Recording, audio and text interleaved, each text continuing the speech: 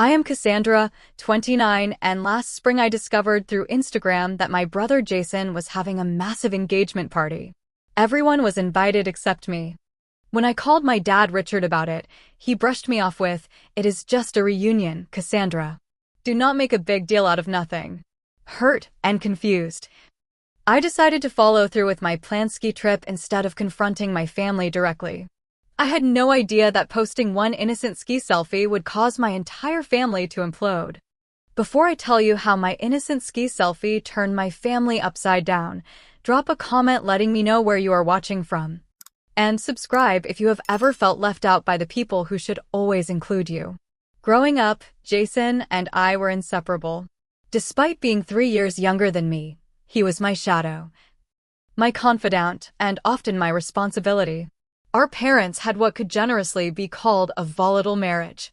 Dad worked long hours at his law firm, and Mom threw herself into community organizations, leaving Jason and me to navigate childhood together more often than not. I still remember the summer day I taught Jason to ride his bike. He was 7, skinny knees covered in Batman band-aids from previous attempts. Mom was hosting some charity committee meeting, and Dad was, as usual, at the office. I spent hours running alongside him down our driveway, holding the back of his seat until finally letting go without telling him. When he realized he was riding solo, his face lit up with such pride that I can picture it perfectly even now. "You are the best sister ever, Cass," he had shouted, wobbling but determined to keep his balance. During middle school, when some neighborhood kids started picking on Jason for his thick glasses and interest in science, I confronted them directly. I was a freshman in high school by then, and I made it crystal clear that messing with my brother meant dealing with me. The bullying stopped immediately.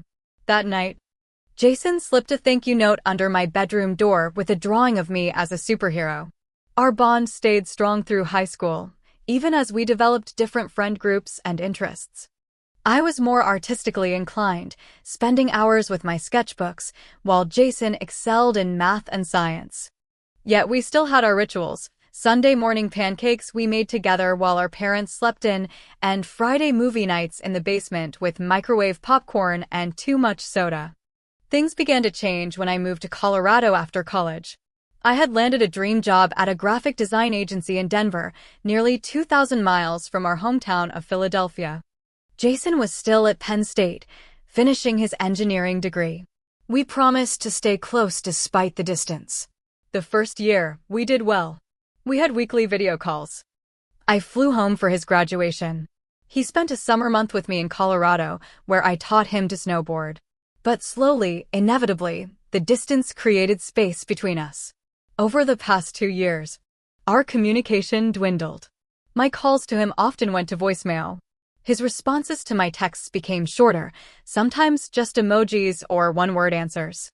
I attributed it to him building his own adult life, starting his career at an engineering firm in Philadelphia, making new friends. Then came Megan. Jason met her at a work conference about a year ago. From what little he shared, she was smart, ambitious, and worked in marketing. In the entire year they had been dating, I had only met her twice, once briefly when I was home for Thanksgiving and again at Christmas. Both encounters were pleasant but superficial. Megan seemed nice enough, if a bit reserved around me. She asked polite questions about my life in Colorado, but changed the subject whenever I tried to share stories about Jason and me growing up. I noticed Jason becoming increasingly distant after he started dating Megan. When I called to chat, he would answer but seemed distracted, often saying he needed to go after just a few minutes. My texts about inside jokes we shared went unacknowledged.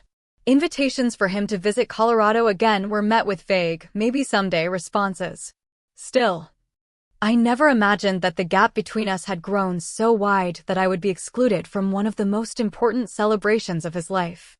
After all, we were more than siblings growing up. We were allies, partners in navigating our family dynamics. I had always thought that bond was unbreakable. It was a regular Tuesday evening in March when my world tilted sideways. I was unwinding after work, scrolling through Instagram while half watching a reality show. My cousin Angela's post stopped my thumb mid-scroll. The image showed her holding up two different dresses with the caption, "Help me decide which one to wear to Jason and Megan's big engagement bash this weekend. Hashtag family celebration, hashtag cousins getting married." I blinked, sure I had misread something. I scrolled back up and read it again. An engagement bash? This weekend? I had heard nothing about an engagement party, let alone one happening in just a few days. My first thought was that there must be some mistake. Surely my brother would have invited me to his engagement party. I quickly checked my email, including spam folders, thinking the invitation might have gotten lost somehow. Nothing. I checked my physical mail pile again, though I knew I had not seen anything resembling an invitation. Nothing there either. I even checked my voicemail to see if Jason had called while I was in a meeting. Nothing but a reminder about my upcoming dentist appointment. With growing unease, I called my mother. Elizabeth Matthews always had a talent for dancing around uncomfortable topics, and this call proved no exception. "Mom, I just saw Angela's post about Jason's engagement party this weekend. Did my invitation get lost or something?" I asked, trying to sound casual despite the knot forming in my stomach. "Oh, Cassandra. I was just about to call you actually," she said, her voice pitching higher the way it always did when she was fibbing. "How are you, sweetheart? How is the weather in Colorado?" "Mom, the weather is fine. Can we talk about the party? I have not heard anything about it." There was a pause, then a nervous laugh. "Well, it was all put together rather quickly. Megan's parents were insistent on having something before her grandmother goes in for her hip surgery next month. That does not explain why I have not been invited, Mom." Another pause. "I thought Jason had called you about it. You know how he is with these things, always leaving details to the last minute." By now, the knot in my stomach had transformed into a heavy stone. "So there is a party, and I am supposed to be invited?" "Well, dear, it is just a small gathering really. Mostly family from both sides getting to know each other. Nothing fancy." The evasiveness in her tone told me everything I needed to know. I ended the call shortly after, promising to talk soon, though both of us knew it was just a way to escape the uncomfortable conversation. Next, I called my father. Richard Matthews was many things, but he had never been one to sugarcoat reality. If anyone would give me a straight answer, it would be him. "Dad, what is going on with Jason's engagement party? Mom is being weird about it, and I have not received an invitation." My father's sigh traveled across the country through the phone line. "Cassandra, it is just a reunion of sorts. The Henderson family meeting our family. Nothing you need to worry about missing. But Angela is going. And from her post, it sounds like a big deal. Your cousin exaggerates everything. You know that. It is just a dinner at the country club. Megan's father is a member there." "So I am not invited?" I pressed, needing to hear it directly. "Look, Cassandra, it is not personal. The guest list had to be limited. It is just a reunion. Not worth you flying across the country for. Focus on your work out there. That is what matters." After hanging up with my father, I returned to social media with new purpose. I checked the profiles of other family members and found more evidence that this was far from the small gathering, or just a reunion, my parents had described. My Aunt Patricia had posted about having her hair done specially for the big event. My teenage cousin Tyler was complaining about having to wear a suit for Jason's fancy party. The worst discovery came when I found that Megan had created a private event page that someone had tagged in a comment. While I couldn't access the full details, the preview showed Jason and Megan's engagement celebration with a formal invitation design and a guest count that appeared to be well over 100 people. My hands shaking slightly, I called Jason. The call went straight to voicemail, which wasn't unusual lately. I left what I thought was a measured message. "Hey, just heard about your engagement party this weekend. Call me back when you can." An hour later, I received a text instead of a call back. "Super busy with work and wedding stuff, talk later." That was it. No explanation, no invitation. Not even an acknowledgement of the obvious exclusion. The final blow came when I saw that Tammy Wilson, my high school friend who had barely spoken to Jason since graduation, had posted about her excitement to attend Jason Matthews' engagement bash. So not only were extended family members invited, But old acquaintances who weren't even close to my brother had made the cut while I somehow hadn't. By the end of the evening, the truth was unavoidable. My brother was having a major celebration. And I had been deliberately excluded. The brother I had protected, supported, and loved fiercely throughout our childhood had decided I didn't deserve to be there for one of the most significant moments of his adult life. That night, sleep eluded me entirely. I cycled through emotions like a washing machine on an endless spin cycle. Hurt, confusion, anger, self-doubt, back to hurt again. Around 2 a.m., I called my best friend Autumn. Forgetting the time difference meant it was 4 a.m. in New York. Someone better be dead or giving birth, she mumbled into the phone. Jason is having a huge engagement party this weekend. And I was not invited, I said, my voice cracking despite my efforts to sound composed. Literally everyone else was invited. Distant relatives, old high school friends. Probably the mailman too, but not me. Autumn was instantly alert. Wait, what? That makes zero sense. You and Jason were always so close. Apparently not anymore, I said, staring at my ceiling as tears slid silently into my hair. My parents know about it too. Dad literally said it was just a reunion and not worth me flying in for. That is complete bullshit. Autumn said with the fierce loyalty that had made her my best friend since college. Have you considered that this might be Megan's doing? You have only met her, what, twice? The thought had crossed my mind, but hearing Autumn say it gave the idea more substance. Maybe. At Christmas, I overheard her telling Jason that I seemed too career-focused to ever settle down. Like it was some character flaw. Classic insecurity, Autumn declared. She probably feels threatened by a relationship with Jason. Some women get weird about their partner's female relatives, especially sisters. Remember my cousin Rachel's wedding drama? We talked for nearly an hour, with Autumn validating my feelings and helping me process the shock. Before we hung up, she asked about my weekend plans. Actually, I was supposed to go on a ski trip to Breckenridge with some coworkers. I was thinking about canceling to wallow in self-pity instead. Absolutely not. Autumn said firmly. You are going skiing. You are going to have an amazing time while they are all making awkward small talk at some stuffy country club. Living well is the best revenge, Cass. After we hung up, I lay awake revisiting memories of Jason and me throughout our childhood. The time we built a snow fort so sturdy it lasted until March.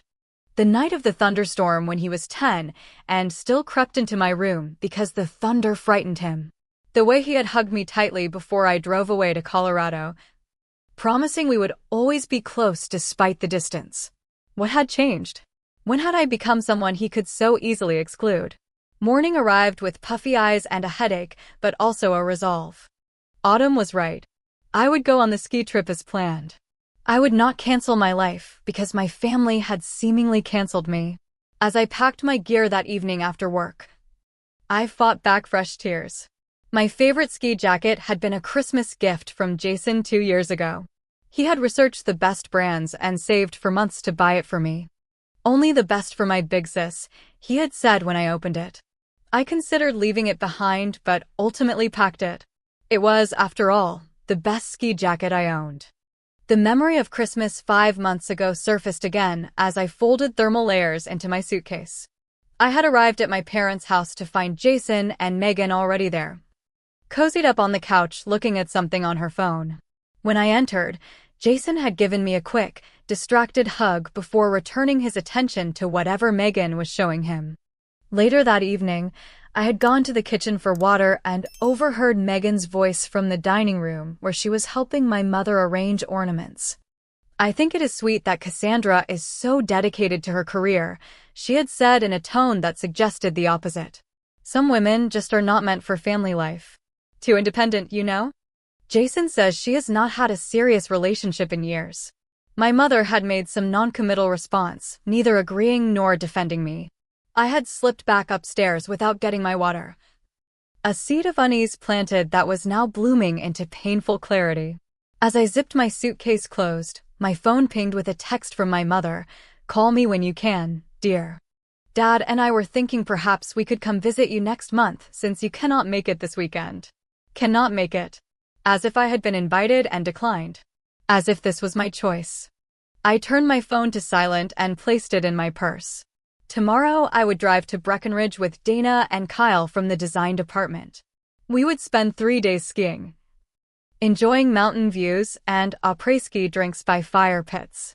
I would not spend it checking my phone for explanations that weren't coming or apologies I wasn't sure I could accept.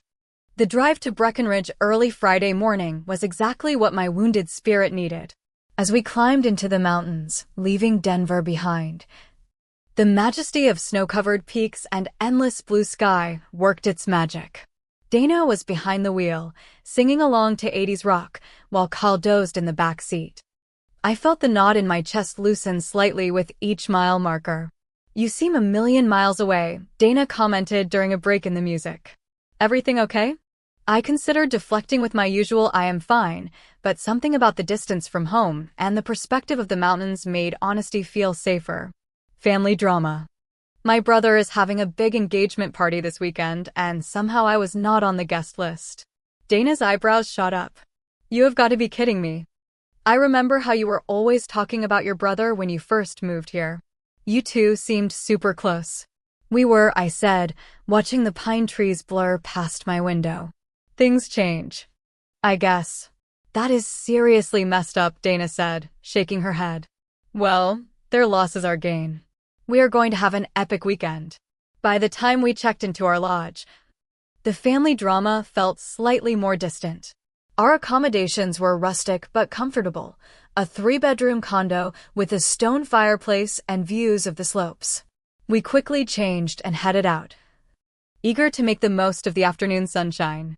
The first few runs down the mountain were exactly what I needed, the exhilaration of speed, the focus required to navigate the terrain, the crisp mountain air filling my lungs. For those moments, there was no room for thoughts of Jason or Megan or the party I was missing. There was only the mountain, my skis, and the next turn. But as the day wore on, my concentration slipped. A family of 4 sharing a chairlift with me, parents with a brother and sister who playfully bickered, sent a pang through my heart. A group of friends celebrating a birthday with champagne at the lodge reminded me of the celebration happening without me on the other side of the country. By our late afternoon run, Dana had noticed my distraction. After a near miss where I barely avoided colliding with a snowboarder, she suggested we take a break. "Okay, spill," she said once we were seated with hot chocolates at a mountainside cafe. "You almost became one with that guy's snowboard back there. What is going on in that head of yours?" I told her everything, the discovery of the party, my parents' dismissive responses, the history with Jason, and my suspicions about Megan's influence. "That is such garbage," Dana declared after listening intently. "And you're sure this party is happening tomorrow night?"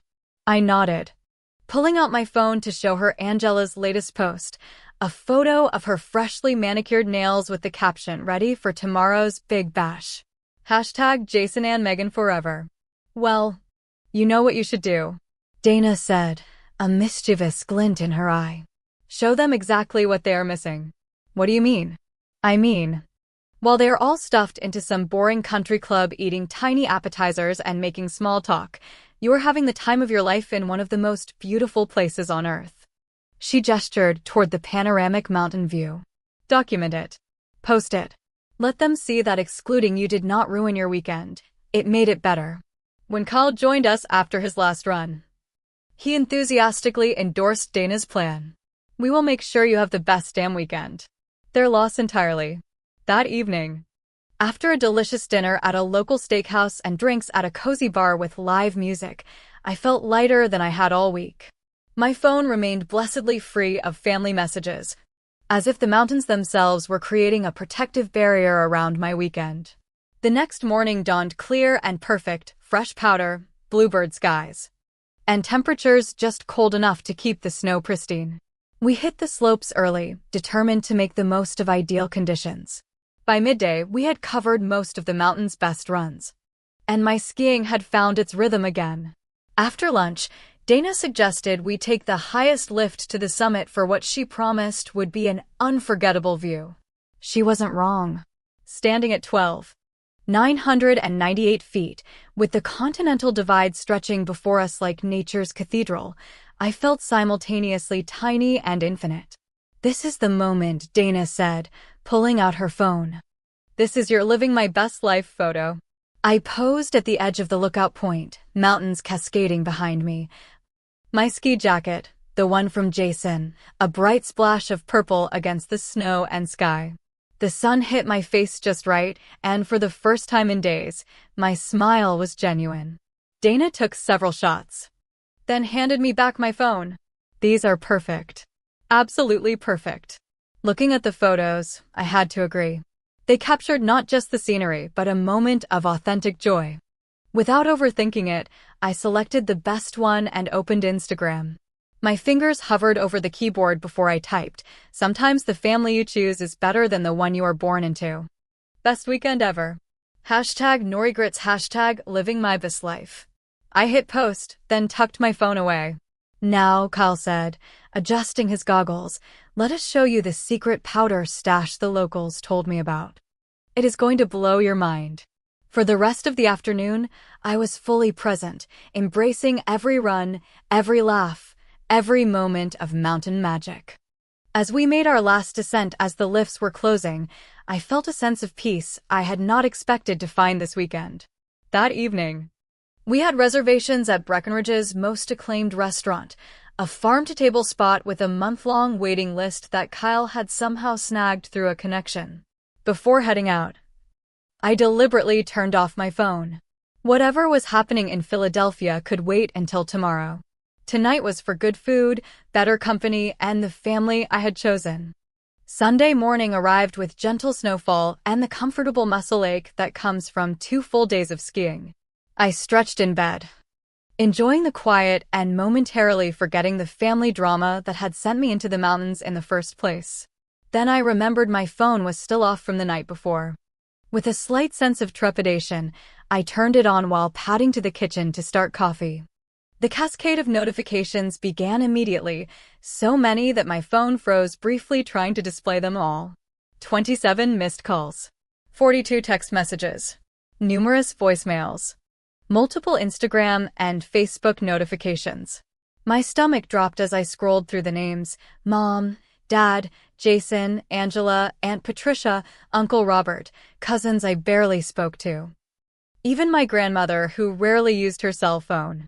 The first text I opened was from my mother, sent at 8:47 p.m. Eastern Time. "Cassandra, please call immediately. Your post has upset everyone." Next was one from my cousin Angela. "OMG, why would you do that? Everyone at the party is talking about your post instead of celebrating J&M. With growing confusion, I clicked on a voicemail from Jason, timestamped 9:32 p.m. "What the actual hell, Cass? I know you were mad about the party, but did you really have to pull this stunt tonight of all nights? Megan is in tears. Mom is upset. Dad is furious. Thanks for making sure my engagement party will be remembered for all the wrong reasons." I sat heavily on the couch, coffee forgotten, as I pieced together what had happened. My innocent ski selfie, posted around 3:30 p.m. Mountain Time, had coincided exactly with the start of Jason and Megan's engagement party on the East Coast. The caption I had written, "Sometimes the family you choose is better than the one you are born into," had been interpreted as a direct attack on the event I had been excluded from. A text from my Aunt Patricia included screenshots of the party, guests huddled in groups, phones in hand, presumably discussing my post. Another showed Megan looking teary-eyed while Jason spoke animatedly to someone off-camera. My father's voicemail was clipped and cold. "Your behavior is completely unacceptable. You have embarrassed this family deliberately. Call me back immediately." Then came a text directly from Megan, the first communication I had ever received from her. "I always tried to be nice to you despite what Jason told me about how selfish and attention-seeking you can be. Thanks for proving him right. Hope your ski trip was worth ruining our special night." The accusation in Megan's text hit like a physical blow. Jason had described me as selfish and attention-seeking? The brother who knew me better than anyone, who had seen firsthand how much of my childhood had been spent looking out for him. That revelation hurt more than the exclusion from the party ever could. Dana emerged from her room, sleep rumpled but smiling. Her expression quickly changed when she saw my face. Whoa, what happened? You look like you saw a ghost. Apparently. I ruined my brother's engagement party with my ski selfie, I said, still scrolling through the barrage of messages. It seems I created some kind of family crisis. Dana read over my shoulder, her eyes widening. Holy overreaction, Batman. All you did was post a vacation photo. With a caption that could be interpreted as a dig at my family, I admitted. But I never expected it would cause this level of drama. Because it should not have, Dana said firmly. If they had invited you in the first place, none of this would have happened. As I continued going through messages, I found one from my cousin Tyler that included a video. It showed the moment my post had apparently gone viral within the party, guests showing each other their phones, whispers spreading across the ballroom. Megan's face crumpling as someone showed her the post, Jason's expression darkening from confusion to anger. The most surprising message came from my grandmother, Cassandra. I did not know you were not invited. That was wrong of them. But your timing could have been better, dear. Call me when you can. By the time Kyle joined us, I had a clearer picture of what had happened. My post had not just been noticed. It had somehow become the focal point of the entire event. According to various messages, guests had begun taking sides, with some defending my right to enjoy my weekend and others condemning what they saw as deliberate sabotage. The irony, I said to Dana and Kyle as I made breakfast, is that I was not trying to make any kind of statement. I was just sharing a nice moment from our trip. But part of you must have known it would get back to them, Kyle suggested gently. I considered his words as I flipped pancakes. I guess I wanted them to see I was doing fine without them. But I never wanted to hijack their entire party. You did not hijack anything, Dana insisted. They created this situation by excluding you. And then they all overreacted to a simple social media post. That is on them, not you. As we packed up to return to Denver, I wrestled with how to respond to the flood of messages. Part of me wanted to apologize for the unintended consequences of my post. Another part felt indignant that I was being vilified for enjoying my weekend while my family celebrated without me. In the end, I sent a simple text to Jason. I never intended to disrupt your party. My post was about my weekend, not your celebration. We should talk when things calm down. His response came quickly. Too late for that. The damage is done. The drive back to Denver was substantially quieter than the trip up had been, as the mountains gradually gave way to foothills and then the city sprawl. I knew that the real confrontation still lay ahead. My innocent ski selfie had unexpectedly exposed the fault lines in my family relationships, and there would be no going back to pretending they did not exist.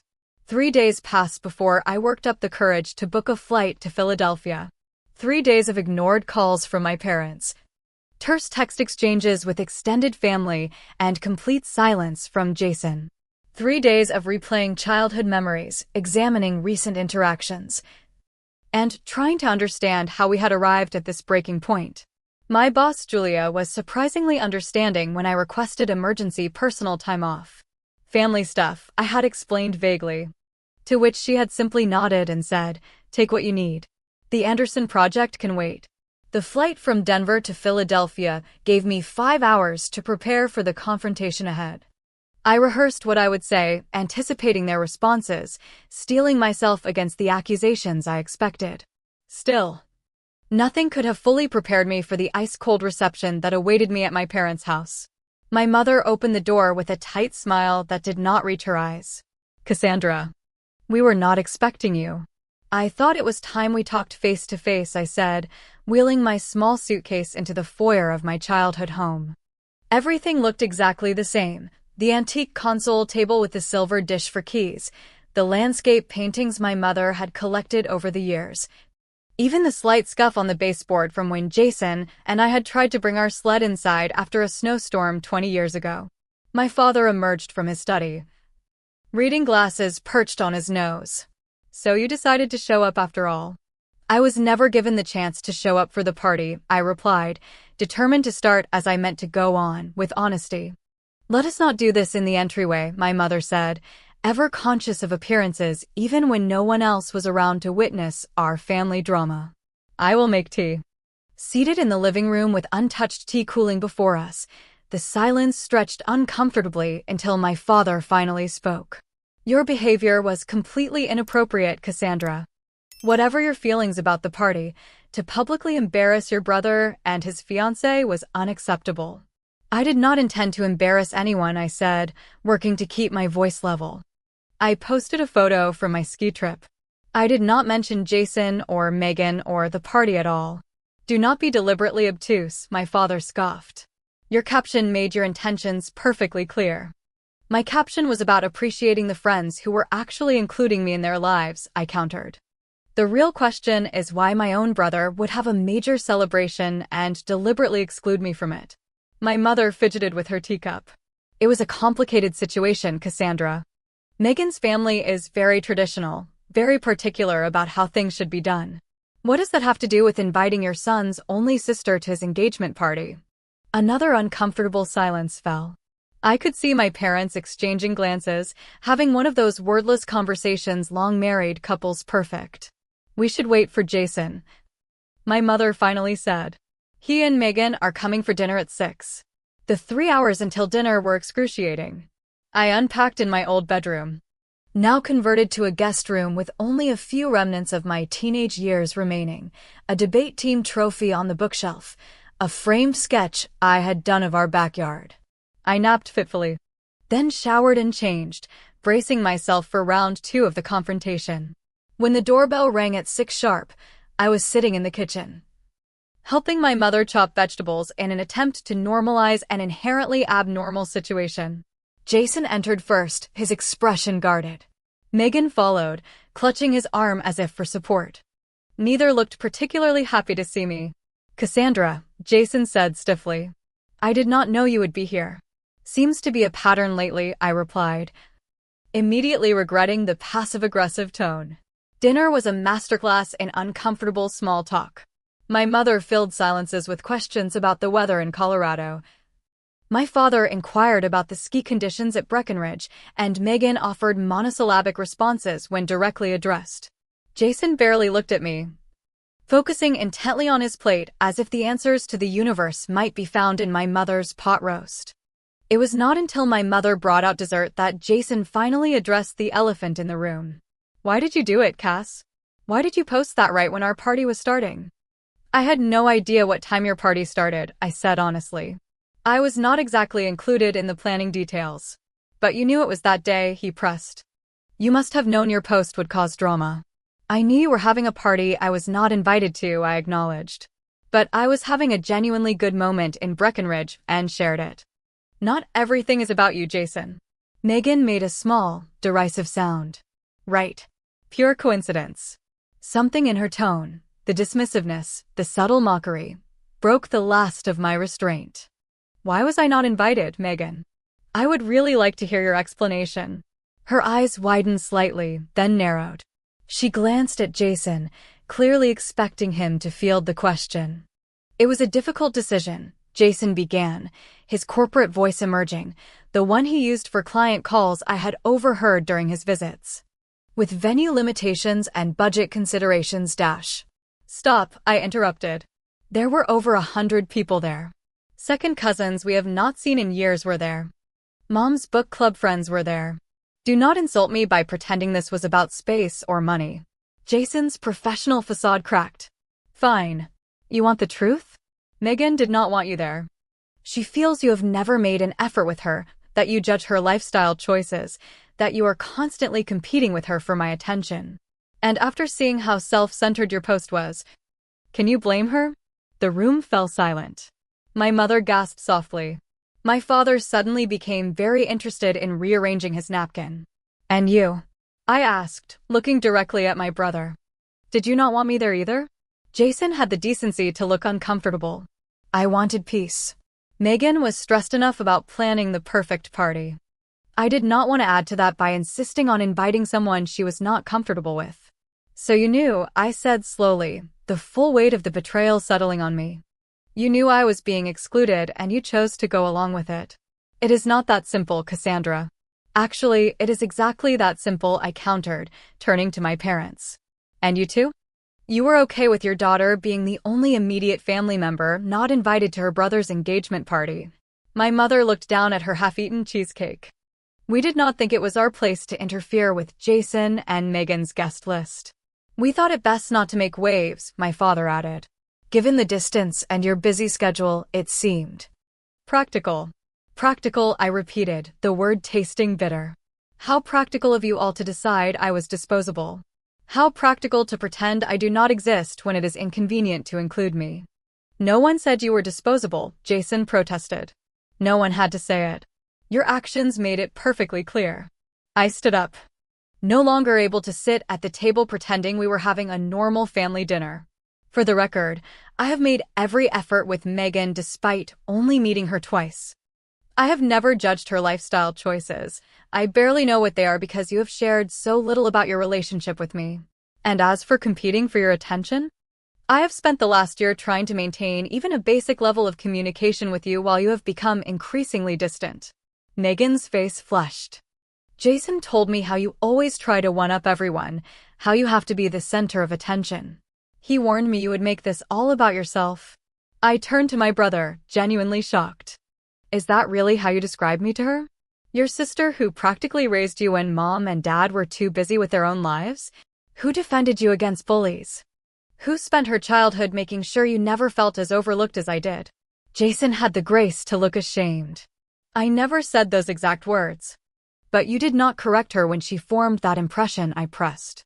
You let her believe I am some attention-seeking drama queen, and then used that as justification to exclude me from your life.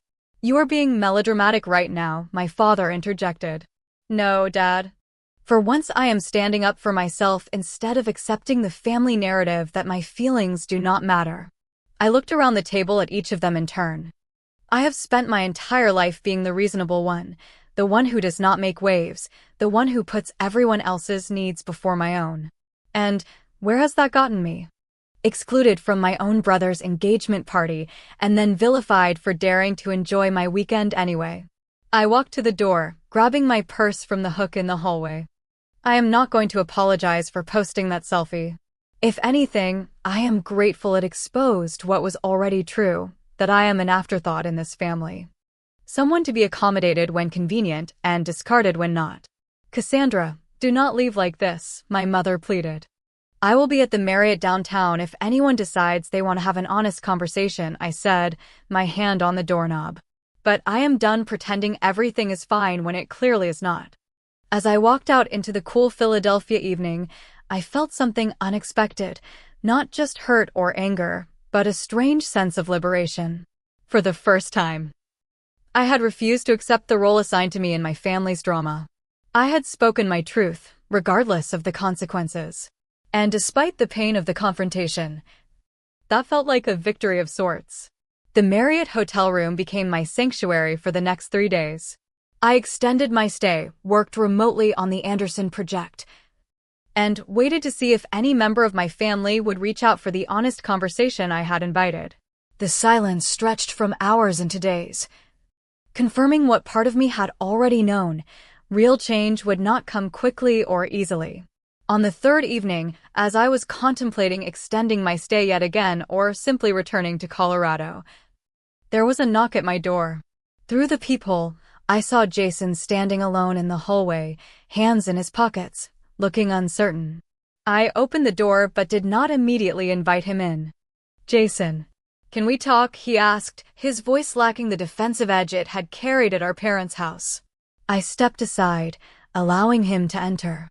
He took in the hotel room, the laptop open on the desk, the room service tray from lunch, the view of Philadelphia's skyline through the window. How did you know where to find me? I asked. Mom told me. She said you mentioned the Marriott. He sat tentatively on the edge of the desk chair.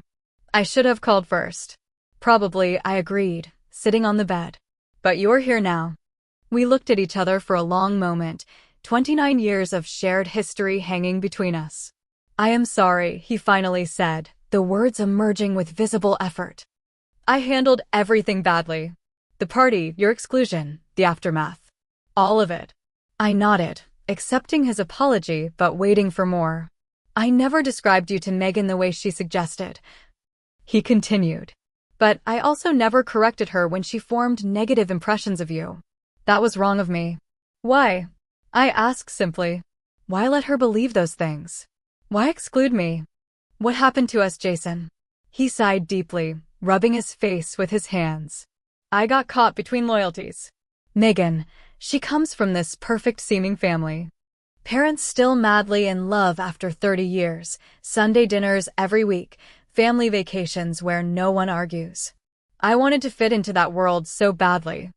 And I reminded you of our decidedly imperfect family? Something like that, he admitted. Plus, whenever I mentioned you, she would get this look. She never outright said she did not want you around, but I could tell she felt threatened by our relationship. By our history. So you chose the path of least resistance, I said. Understanding even as the hurt remained.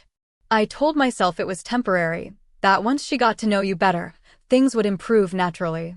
But instead, I just kept you both at a distance from each other, which only made it worse. He looked up at me, his expression earnest. I never meant for it to go this far. When the party planning started, I assumed you would be invited.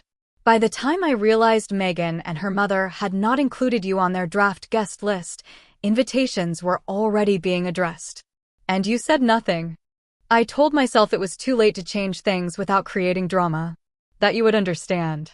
He gave a humorless laugh. I was a coward, Cass. I was afraid of rocking the boat with Megan and her family, so I sacrificed my relationship with you instead. The honesty was refreshing, even as it confirmed my worst fears. I would have expected that from anyone else, Jason. But not from you. I know, he said quietly. I broke your trust. And then I blamed you for reacting to being hurt. We talked for hours that night, peeling back layers of misunderstanding, addressing the distance that had grown between us not just geographically but emotionally.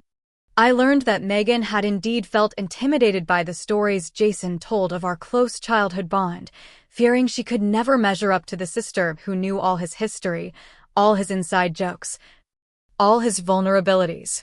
She comes from a family where siblings are cordial but not especially close, Jason explained.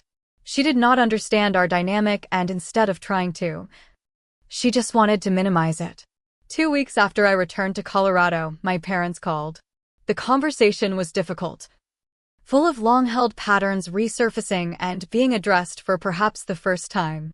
My mother cried when I described how overlooked I had often felt as a child. My father, never comfortable with emotional discussions, nevertheless admitted that they had failed me in this situation. We should have stood up for you, my mother said. When we realized you were not on the guest list, we should have said something. We were wrong, my father added simply. It was perhaps the first time I had ever heard him admit fault without qualification. The most surprising development came a month later when I received an email from Megan. It was long, thoughtful, and clearly difficult for her to write. I owe you an apology, it began. I allowed my insecurities to drive a wedge between you and Jason, and then I blamed you for the consequences of my actions.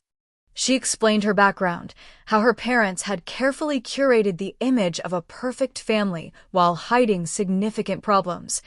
How she had grown up believing that real families did not have conflicts or complications. When Jason talked about you, about your relationship, it scared me. It seemed so much more real and deep than anything I had experienced with my own siblings. Instead of admiring that, I felt threatened by it. Her email ended with a request to start fresh. To build a relationship based on mutual respect rather than competition or insecurity. It was more than I had expected and exactly what was needed to begin healing. The road to rebuilding trust was neither short nor straight. There were setbacks, a tense Thanksgiving where old patterns tried to reassert themselves. A Christmas where Megan's family's formality clashed with the new honesty our family was attempting. But there was progress too. Jason and I established a weekly video call that became sacred time for both of us. I made a point of reaching out to Megan directly rather than always going through my brother. My parents began making regular visits to Colorado, discovering that they actually enjoyed hiking in the mountains and the laid-back atmosphere of Denver. 6 months after the engagement party debacle, I stood beside Jason at his wedding, officially as Megan's bridesmaid, but unofficially as my brother's steadfast supporter, just as I had always been. Before the ceremony, he hugged me tightly and whispered, "Thank you for not giving up on me even when I deserved it." During the reception, Megan sought me out for a private moment. "I wanted you to know," she said, "that I understand now what Jason was trying to tell me all along, that having you as a sister-in-law is not a threat to our marriage, but a gift to our family." As I flew back to Colorado the day after the wedding, I reflected on the journey of the past year. The exclusion from the engagement party had been painful, but it had forced conversations that were long overdue. It had required all of us to examine patterns and assumptions that had gone unquestioned for too long. Families are complicated, messy things. They can hurt us more deeply than anyone else because they know exactly where our vulnerabilities lie. But they can also heal in ways that surprise us, if we are brave enough to speak our truths and patient enough to listen to theirs. The selfie that had caused such drama still sits in my Instagram feed. I chose not to delete it, not out of spite, but as a reminder. A reminder that sometimes the most painful moments can lead to the most necessary growth. A reminder that we all deserve to be seen, to be included, to be valued by those who claim to love us. And a reminder that standing up for yourself does not have to mean losing the people who matter. Sometimes, it is the only way to truly find them again. If you have ever felt excluded or overlooked by your own family, I hope my story gives you courage. The courage to speak your truth, to set boundaries, and to believe that real relationships can survive honesty. In fact, they cannot thrive without it. Thank you for listening to my story. Please leave a comment sharing a time when you had to stand up for yourself with family. We can all learn from each other's experiences.